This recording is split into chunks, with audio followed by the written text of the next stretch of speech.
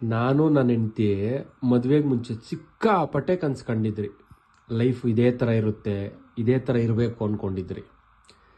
ಆದರೆ ಮಧ್ಯದಲ್ಲಿ ಜೀವನ ಇಷ್ಟೊಂದು ಪರೀಕ್ಷೆ ಮಾಡೋದು ಅಂದ್ಕೊಂಡಿರಲಿಲ್ಲ. ಎಷ್ಟೊಂದು ಕಳ್ಕೊಂಡ್ರಿ, ಎಷ್ಟೊಂದು ಚೇಂಜ್ ಆಯಿತು. ಆದರೆ ಸ್ವಲ್ಪ ಟೈಮ್ ತಗೊಂಡು ಮತ್ತೆ ಹೊಸ್ದಾಗಿ ಬುನಾದಿ ಹಾಕಿ ಮತ್ತೆ ಈಗ ಫೌಂಡೇಶನ್ ಮೇಲೆ ನಮ್ಮ ಜೀವನ ಕಟ್ಟಬೇಕು ಅಂತಿದ್ದೀರಿ. ಅದೇ ಡ್ರೀಮ್ಸು, ಅದೇ ಗೋಲ್ಸ್ ಅಚೀವ್ ಮಾಡಬೇಕು ಅಂತ ಪಣ ತೊಟ್ಟಿದ್ದೀರಿ. ನಮ್ಮ ಉಸಿರಿರೋ ತನಕ, ಕೊನೆ ತನಕ ಪ್ರಯತ್ನ ಪಡ್ತಾನೆ ಇರ್ತೀರಿ. ಈ ಜರ್ನಿಯಲ್ಲಿ ಗೆಲುವು ಸೋಲು ಅನ್ನೋದು ಏನಿಲ್ಲ. ರೀಚ್ ಆದರೆ 100% ರೀಚ್ ಆಗ್ತೀರಿ, ಇಲ್ಲ ಇನ್ನೂ ಸ್ವಲ್ಪ ಜಾಸ್ತಿ ಆಗುತ್ತೆ, ಇಲ್ಲ ಅಂದರೆ ಅಟ್ಲೀಸ್ಟ್ 79% ಆದರೂ ರೀಚ್ ಆಗ್ತೀರಿ ಅನ್ನೋ ಕಾನ್ಫಿಡೆನ್ಸ್ ಇದೆ.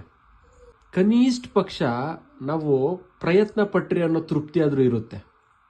ನಮ್ಮ ಜೀವನದಲ್ಲಿ ಒಂದು ಪರ್ಪಸ್ ಇದೆ, ಅದಕ್ಕೋಸ್ಕರ ಹಗಲು ರಾತ್ರಿ ಪ್ರಯತ್ನ ಪಡ್ತಿದ್ರಿ, ಕಷ್ಟಪಡ್ತಿದ್ರಿ.